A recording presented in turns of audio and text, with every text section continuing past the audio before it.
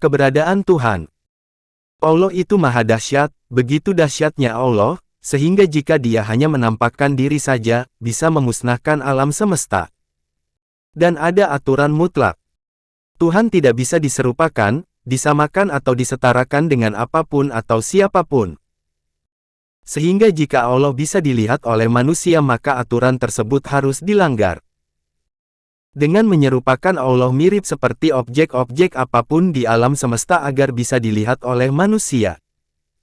Karena manusia hanya bisa melihat dan menginderai sebatas objek-objek di alam semesta saja.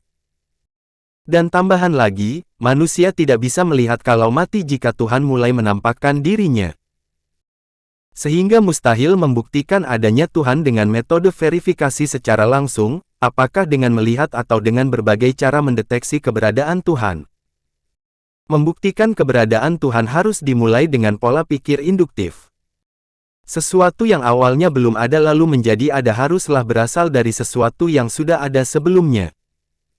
Mustahil sesuatu yang awalnya belum ada menjadi ada, berasal dari yang tidak ada. Manusia itu ada, sebelumnya tidak ada. Alam semesta itu ada, sebelumnya tidak ada. Maka keduanya haruslah berasal dari sesuatu yang sebelumnya sudah ada. Lalu muncul pertanyaan. Manusia awalnya belum ada lalu menjadi ada, maka berasal dari manakah manusia? Alam semesta awalnya belum ada lalu menjadi ada, maka berasal dari manakah alam semesta? Dalam disiplin ilmu sains banyak contoh-contoh, bagaimana tiap sesuatu yang awalnya belum ada lalu menjadi ada berasal dari sesuatu yang sebelumnya telah ada. Anda berasal dari orang tua Anda, dan orang tua Anda berasal dari orang tuanya orang tua Anda, dan orang tuanya orang tua Anda berasal dari orang tuanya orang tuanya orang tua Anda.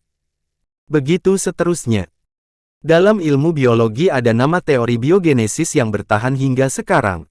Menyatakan bahwa kehidupan sekarang berasal dari kehidupan sebelumnya.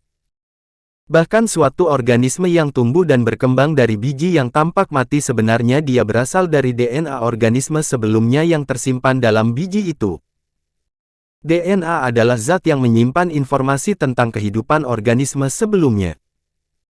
Tak mungkin suatu kehidupan berasal dari sesuatu yang benar-benar mati tanpa adanya sisa-sisa dari kehidupan sebelumnya.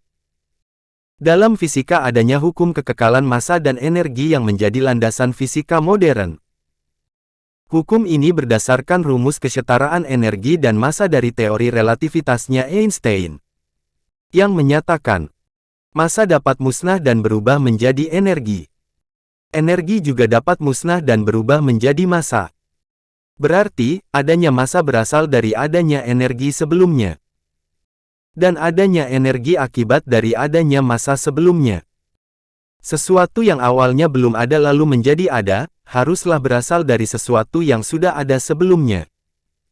Dalam teknologi robotik dan kecerdasan buatan, dibutuhkan ribuan insinyur, ratusan penelitian dan berbagai teknologi canggih untuk membuat sebuah humanoid atau mesin yang bisa meniru kemampuan organisme alami. Itu pun belum sanggup meniru secara sempurna kemampuan alami organisme di alam. Dan dibutuhkan pengarang yang cerdas dan berwawasan luas untuk membuat sebuah buku yang bagus. Coba pola pemikiran yang sama kita terapkan ketika melihat alam semesta ini. Alam semesta berawal dari dentuman besar yang disebut Big Bang. Ada banyak hukum alam yang mengatur rumitnya mekanisme kerja objek-objek di alam semesta dimulai dari skala kuantum hingga skala kosmologis. Dari partikel subatom hingga triliunan galaksi yang membentuk filamen kosmik. Karena alam semesta ini ada, dan riset fisika membuktikan bahwa alam semesta berawal, dari yang sebelumnya belum ada menjadi ada, maka dapat dipastikan alam semesta berasal dari sesuatu yang sebelumnya sudah ada.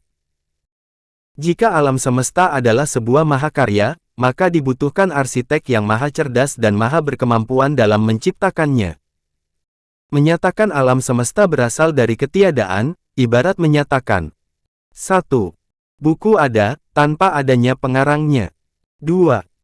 Mesin dan komputer super canggih ada, tanpa adanya insinyur yang membuatnya. 3. Organisme tumbuh dan berkembang dari sebongkah batu tanpa adanya DNA atau sisa-sisa dari kehidupan sebelumnya. Itu semua adalah pemikiran yang tidak masuk akal, tidak logis dan tidak sesuai fakta ilmiah.